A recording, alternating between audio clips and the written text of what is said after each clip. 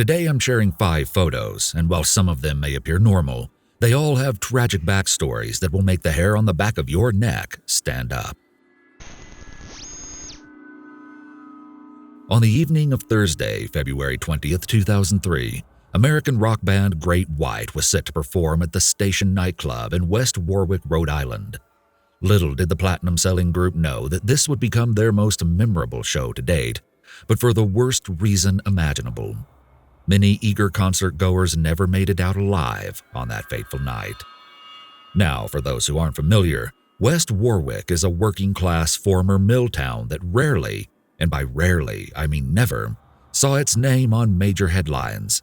Yet it was in this unassuming borough that swarms of locals crowded into the Station nightclub, hoping to jam out to some 80s hits. However, not everyone was thrilled about the abundance of nightlife, namely a man named Barry Warner. You see, his house sat directly behind the station, and he wasn't shy about filing noise complaints against the nightclub. So when the Durdarians took over, they decided to take matters into their own hands by paying Warner a visit at his home. They promised to control the commotion by installing soundproof material, and coincidentally, Warner worked for a company that sold polyurethane foam. So they sweetened the deal by purchasing their insulation through him and promptly put it up all over the interior of the building. But as you'll soon see, that choice would forever haunt the Durdarian brothers. Now, where were we? Yes, it was your typical New England winter night outside, with freezing temperatures and snowbanks lining the icy roads. But inside the packed nightclub, 462 enthusiastic patrons pushed ahead to get a glimpse of the stage and order drinks at the bar. In a radio interview from earlier that day, Jack Russell of Great White had said it was going to be a killer show. But of course, those words would take on a much more ominous meaning once the night was over. Shortly after 11 o'clock, and just seconds into the Great White's opening song, Desert Moon, the band's tour manager, Daniel Bakley, set off 4 large fireworks called pyrotechnic gerbs.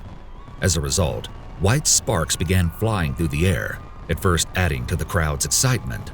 But that quickly changed to chaos and confusion as the walls on either side of the stage went up in flames. Within a matter of seconds, the fire had spread along the foam insulation, completely engulfing the interior of the building. At this point, the fire alarms had been activated, and just 20 seconds after the pyrotechnics ended, the band and entourage members fled for the west exit by the stage. Despite 4 possible exit routes, most spectators scrambled to find the familiar door at the front of the nightclub, which caused many deaths and injuries as people were brutally crushed in the narrow hallway. Several survivors later testified that a bouncer at the station prevented people from escaping via the stage exit, stating that the door was for the band only. 1 minute and 50 seconds after the pyrotechnics began, video footage captured a pile of human bodies trapped in the front doorway, arms desperately extending out for help. Those still inside became trapped in a sweltering, thick black smoke that made getting out impossible. Now, while it's hard to pinpoint one single thing that made this fire so devastating, there were a few key factors at work that night, including the stifling bottleneck we just discussed. Moreover, the club owners advertised a capacity of 550, but the local fire marshal had only granted them a license to hold 404 people, not 462. Oh, but that's not all. The fireworks used by Great White are required by law to be handled by a licensed pyrotechnician and often require a preliminary safety demonstration with some precautionary efforts. Unfortunately, none of those measures were taken.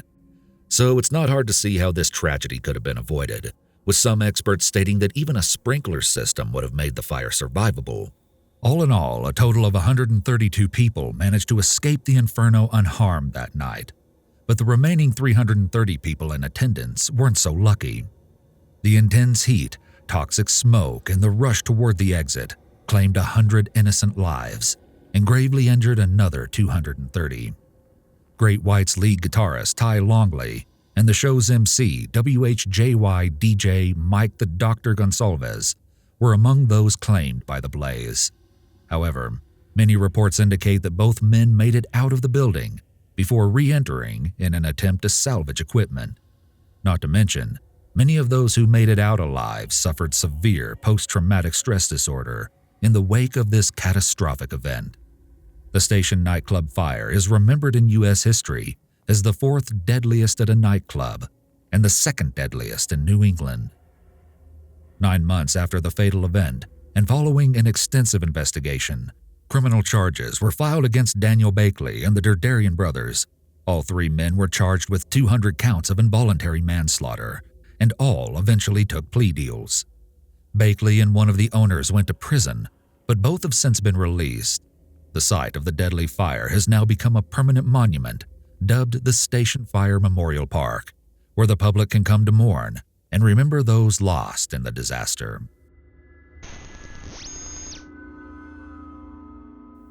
Our next photo might look like the perfect all-American family, but the horrible truth will shock you.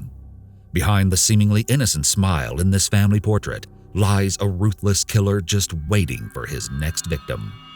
Starting from the beginning, John Edward Robinson was born on December 27, 1943, in Cicero, Illinois, as the second of 5 children to an alcoholic father and a strict disciplinarian mother. In 1957, he was enrolled at Quigley Preparatory Seminary in Chicago. However, he dropped out after only 1 year due to disciplinary issues, something that would continue to be problematic into his adult years. In 1961, Robinson enrolled at Morton Junior College in his hometown with hopes of becoming a medical radiographer, but dropped out after 2 years. The following year, he moved to Kansas City, married a woman named Nancy Jo Lynch, and by 1971, the couple had 4 children together. Despite never graduating from college, Robinson used forged credentials to land several hospital jobs, one of which he was arrested for embezzling $33,000 from the practice. He was sentenced to 3 years probation, quite the slap on the wrist if you ask me, and to absolutely no one's surprise, he continued along the path of crime. All the while, he hid his dark side behind a wholesome persona, serving as the community scoutmaster, baseball coach, and Sunday school teacher. Anyways, throughout the 1970s, Robinson was arrested on several occasions for embezzlement and check forgery, but he managed to avoid jail time with the exception of one 60-day sentence. Additionally, Robinson had begun demonstrating an affinity for extreme fetishes. As a result, cracks were forming in his marriage to Nancy Jo, but she was determined to make it work for their children. Yet in the early 1980s, Robinson's behavior took a turn. In 1984, after establishing a bogus hydroponics business and 2 fraudulent shell companies, Robinson hired a 19-year-old rider and figure skater named Paula Godfrey to work for him as a sales representative. The young woman informed her loved ones that she was flying to San Antonio for training. But after several days with no contact, Godfrey's parents filed a missing persons report. Investigators questioned Robinson right away, but he denied any knowledge of her whereabouts. And after a typewritten letter arrived at her parents' house with Godfrey's signature at the bottom, the investigation into her disappearance was swiftly terminated. No trace of Paula Godfrey has ever been found. In 1985, Robinson started using the fake name John Osborne, and during this time he met 19-year-old Lisa Stacy and her 4-month-old baby girl, Tiffany, at a women's shelter called Hope House in Kansas City. A few days later, the con artist reached out to his brother and sister-in-law, who had been trying without success to adopt a baby, and told them he found a baby whose mother had taken her own life. Robinson charged them $5,500 in legal fees to adopt Tiffany, and as part of a startling new trend, Lisa Stacy was never seen or heard from again. Now, get this. The man dressed in yellow and beaming at the camera in this happy family photo is John Robinson.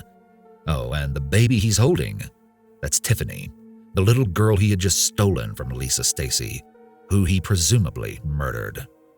Meanwhile, Catherine Clampett, a 27-year-old mother, was hired by Robinson in 1987, and while not much is known about her personal life, she disappeared in June of that year. Her missing persons case is still open to this day. At long last, Robinson found himself incarcerated from 1987 to 1991 in Kansas on multiple fraud convictions, and from 1991 to 1993 in Missouri for an additional fraud conviction and several parole violations. However, during this time at the Western Missouri Correctional Facility, he met Beverly Bonner, the prison librarian, who dropped everything to move to Kansas with Robinson following his release.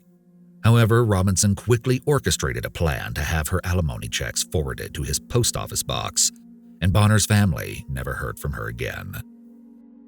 Often referred to as the internet's first serial killer, Robinson took to social networking sites in the mid-90s under the screen name Slave Master and portrayed himself as a wealthy businessman and philanthropist searching for a submissive partner. That's how he met Sheila Faith and her 15-year-old daughter, Debbie, who suffered from spina bifida. The close-knit mother and daughter moved from California to Kansas City after Robinson offered to pay for Debbie's medical expenses. And yes, you guessed it, they were never seen alive again. In 1999, Robinson hired Izabela Lewiska, a young Polish immigrant and spectacular artist, as his personal slave. But like the others, she vanished without a trace shortly after.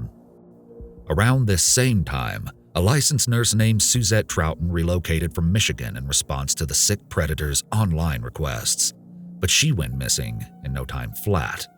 Growing increasingly careless with his crimes, the cold-blooded killer was arrested in 2000 for theft and battery. But authorities knew there was far more to the story after searching his farm near Lacine, Kansas.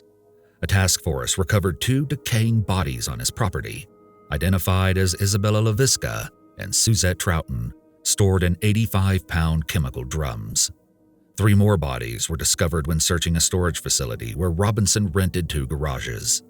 They were later identified as Beverly Bonner, Sheila Faith, and her daughter Debbie. All of the women were reportedly killed in the same way: blunt force trauma to the head. In 2002, the longest criminal trial in Kansas history commenced as Robinson faced charges for the murders of Troughton, Lewiska, and Stacy. A jury found him guilty of the 3 murders in Kansas, and he was sentenced to death. Robinson also pleaded guilty in Missouri to the murders of 5 additional women, which landed him 5 life sentences without the possibility of parole. However, both Kansas and Missouri police fear that there are countless undiscovered victims of this crazed madman. Still, as of 2021, he remains on death row at the El Dorado Correctional Facility in Kansas. John Edward Robinson might have succeeded in fooling those around him into thinking he was nothing more than a charming, church-going family man. But after several long decades, justice was finally served when he was exposed as the sadomasochistic murderer he's always been. Baby Tiffany is now all grown up and a proud mother of boys, and as for the women who didn't survive their encounter with Robinson, their memories will live on forever in the hearts of those who loved them. Now, let's move on to yet another family photo with a backstory so shocking, it's sure to keep you awake at night. Not only did the horrific events in this story take place on Christmas Day, but they were at the hand of the person this family should have trusted most. As seen in this old portrait, the Lawson family consisted of Charles Davis Charlie Lawson, his wife Fanny, and their 7 children: Marie, Arthur, Carrie, Maybelle, James, Raymond, and Mary Lou, ranging in age from 17 to 4 months. They also had an 8th child named William, born in 1914, just after Arthur, but sadly, he died of pneumonia in 1920 at age 6. The family worked for years as tenant tobacco farmers, eventually earning enough money to buy their own farm in 1927 on Brook Cove Road in Germantown, North Carolina. By all accounts, the Lawsons were a typical working-class family, but that pleasant notion would soon change drastically. 2 weeks before Christmas, Charlie bought his entire family fancy new clothes in Winston-Salem, and together they posed for the now infamous family portrait. It was, he said, part of a Christmas surprise, which eerily alludes to his deadly plans and has led many to speculate that his actions were premeditated. On the morning of December 25, 1929, Maria woke early to start making her signature dessert for the holiday feast, one she would never get to finish. Meanwhile, Arthur asked his father for shotgun shells to hunt rabbits, but Charlie told him he was all out and deliberately sent his oldest son into town to buy more. Spoiler alert, Charlie had shotgun shells the whole time. 16-year-old Arthur was still at the store when he caught wind that something terrible had happened back at home. Charles's brother Elijah and his two sons stopped by the farm on their way home from hunting and discovered a brutal scene. Right there, in the tobacco barn, they found two young girls, Carrie and Maybelle, shot and bludgeoned to death. Fanny was lying on the front porch where she had been peeling potatoes, dead from a single shotgun blast to the chest, and Marie was inside, sprawled near the fireplace in a pool of blood.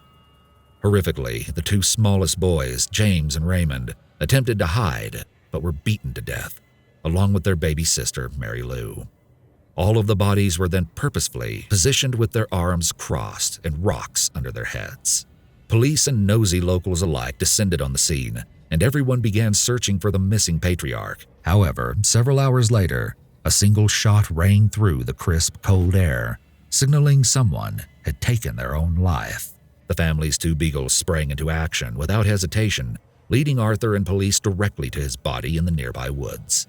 Footprints in the snow surrounding a tree close to his body indicated that Charlie had spent hours pacing in a circle before turning the gun on himself. Additionally, police uncovered some bizarre letters to his parents, and some sources say there was also a crumpled bit of paper which read the words, "Blame nobody but I." Several theories exist on the motive behind the massacre, including a traumatic head injury Charlie sustained just months before the event, and claims of abuse within the family. However, an autopsy and analysis of his brain at Johns Hopkins Hospital found no abnormalities at all. Moreover, while the rumors of possible inappropriate relations between Charlie and Marie are prevalent, it's pretty hard to confirm anything without hearing from those involved. Another popular theory is that Charlie had witnessed an organized crime, and as a result, he and his family were murdered to keep them quiet. Not so sure about that last one. As it stands, the world will probably never know what really happened on that not-so-jolly Christmas day in 1929. However, we do know that shortly after the murders, Charlie's brother, Marion Lawson, opened the old farmhouse on Brook Cove Road as a public tourist attraction. The whole Lawson family was buried in a single plot, with more than 1,500 curiosity seekers in attendance at their funeral. Tragically, the sole survivor of the familicide, Arthur, was killed in his early 30s in a freak truck accident, leaving behind a wife and 4 children. Over time, the spooky farmhouse was demolished, and people started to forget about the tragedy. Still, countless reports of strange phenomena in the Germantown area, including premonitions, curses, and ghosts, persist today and are widely attributed to the demonic actions of Charlie Lawson. Alright, let's move on. Joachim George Kroll, born in 1933, was the youngest of 8 children to a miner and housewife in Zabrze, Poland. When Kroll was just a few years old, his father was forced to join the military, and during World War II he was captured and became a prisoner of war in Russia. As a result, his mother and siblings moved to a rundown house in North Rhine-Westphalia, West Germany, never to know the true fate of their beloved patriarch. Now, we don't know a ton about his childhood, but several sources described Kroll as a frail and introverted boy with low intelligence who wet the bed beyond a normal age. He was also extremely dependent on and attached to his mother, who he lived with until she passed away in 1955. Kroll was 22 years old at the time, and by all accounts, he simply lost control following her death. Of course, it's hard to pinpoint just one factor in determining what caused him to snap, but there's no denying that several of his early life experiences could have significantly contributed to the development of various psychiatric disorders. In February 1955, Kroll met Irmgard Strell, a 19-year-old runaway who he viciously assaulted, strangled, and stabbed 4 times in the neck. Her disemboweled body was found 5 days later in a barn in Ludenhausen. In June 1959, Kroll found his next victim, 24-year-old Clara Frieda Tesmer. She was walking down the road when he attempted to grab her arm, but when she fought back, he struck her in the head before strangling and assaulting her as well. Heinrich Ott, a local mechanic, was wrongly convicted of the crime and ultimately hanged himself in jail. The very next month, this bloodthirsty beast took yet another life when he encountered Manuela Knott in the city park of Essen. After strangling her to death, Kroll assaulted her body and carved slices of flesh from her buttocks and thighs. At this time, Kroll took a break from his killing spree to get an apartment and work as a restroom attendant. His neighbors and the local children had nothing but good things to say about the seemingly harmless man. But in April of 1962, he picked up right where he had left off. Kroll strangled 13-year-old Petra Geis with her own scarf before assaulting and partially butchering her body. A few months later, 12-year-old Monica Tafel was on her way to school when she suffered a similar fate at the hands of Joachim Kroll. The cruel predator killed her the same way he had the others. A man named Walter Quicker was wrongfully arrested for the crime, and while he was later released, he was driven to suicide by suspecting neighbors. Another murder of an adolescent girl named Barbara Bruder took place in 1962, although her body has never been found. And in 1965, Kroll claimed his first male victim, 25-year-old Hermann Schmitz. In September 1966, Ursula Rohling was strangled in Forsterbusch Park, and her boyfriend, Adolf Schickel, took his life after being falsely accused of the savage attack. And just 3 months later, Kroll hit an all-time low when he assaulted and drowned a 5-year-old named Ilona Hark. Oh, and care to hear the most sickening part of all? After every senseless murder, Kroll would cook the flesh of his victim and consume it in some sort of twisted ritual. Another span of silence came from 1966 to 1969, but it didn't last long because he ran into 61-year-old Maria Hetkin while on a walk and experienced what he described as a tickling feeling all over him. Once again, Kroll strangled her until dead and assaulted her body. The following year, Jutta Rahn was exiting a train when she noticed someone following her through the wooded area leading to her house. She ran but was caught and strangled by Kroll, who left another innocent man, Peter Shea, to take the blame. Finally, in 1976, after killing 10-year-old Karen Topfer, Kroll was arrested while in the process of cooking body parts from his most recent victim, a 4-year-old girl named Marion Ketter. How did he finally get caught, you ask? Well, he had warned a neighbor in his apartment complex named Oscar not to use the top-floor shared bathroom, stating that the toilet was blocked up with guts. So naturally, Oscar investigated and saw what appeared to be butchered remains and blood all over the toilet. In good Samaritan fashion, he called the police immediately. Investigators wasted no time questioning Kroll at his apartment, and they were shocked to their cores when he lifted the lid of his stew pot and exposed a small hand amidst the carrots and peas. Upon further examination, police recovered more human remains from his refrigerator, including those of the missing little girl. At long last, Kroll was put behind bars in July 1976, never once resisting arrest or proclaiming his innocence. Instead, he boasted that he often cooked his victims to save money on grocery bills. Kroll was so cooperative that, as you can see in this eerie picture, he had no problem reenacting his crimes for the police, even showing them exactly how he would overpower his victims. Despite confessing to 13 murders and 1 attempted murder over the past 2 decades, he was only charged with 8 murders and 1 attempted murder based on evidence. Kroll was given a life sentence in 1982, but in 1991, he died of a heart attack in the prison of Rheinbach.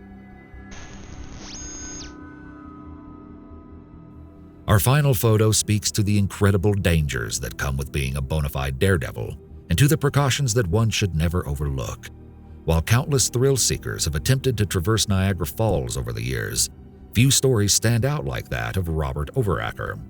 The 39-year-old California stuntman had dreamed of successfully conquering some of the world's most turbulent waters, until tragedy struck on his way down. But first, let's talk about who Robert Overacker, or Firecracker Overacker as he liked to be called, was and what motivated him to risk his life that day. For starters, this was a man who loved being labeled a daredevil, and that's all thanks to his passion for speed, stunts, and the spotlight. Overacker demonstrated an affinity for fast cars and living life on the edge from a young age, even bragging to friends about the dozens of speeding tickets he'd acquired. So it only makes sense that he attended stunt school, raced stock cars, and sold foreign cars for a living. By his late 30s, Robert Overacker had experienced more than his fair share of thrills, including a dramatic collision with another car during his last stock car race, just 10 days before his attempt at Niagara Falls.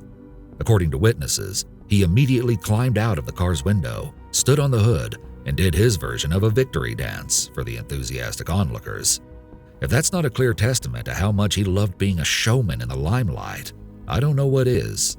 Anyways, Overacker enjoyed all sorts of extreme activities, but going over Niagara Falls was the ultimate thrill.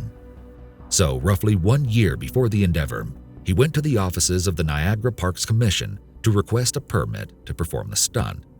However, he was quickly turned down by receptionist Mary Kay Morocco, who recalled him being very persistent in his pursuit. Oh boy, was she ever right. Not letting one refusal get in his way, Overacker then turned to George Bailey, communications director for the Niagara Parks Commission. After one meeting and 2 lengthy phone conversations, Bailey also denied him the permit, citing his concern for the use of a parachute based on the intensity of the winds over the falls. Additionally, the director admitted to feeling wary of Overacker's obvious lack of fear for the potentially fatal consequences.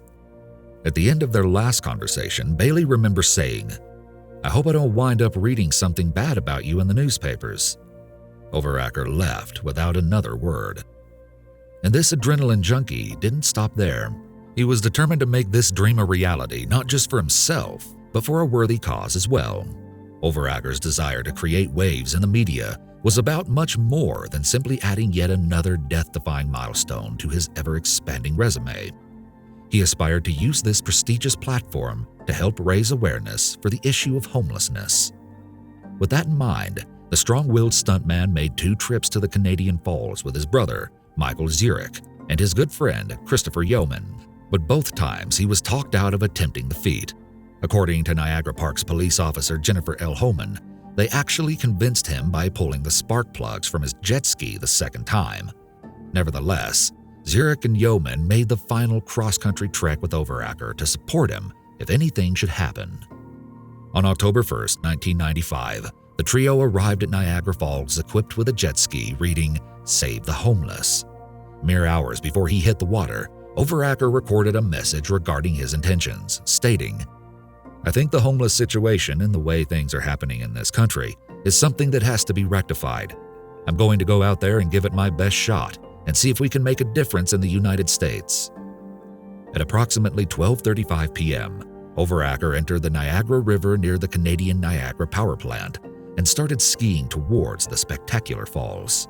He planned to deploy a rocket-propelled parachute at the brink that would safely guide him down to the river below for rescue. But sadly, that didn't happen.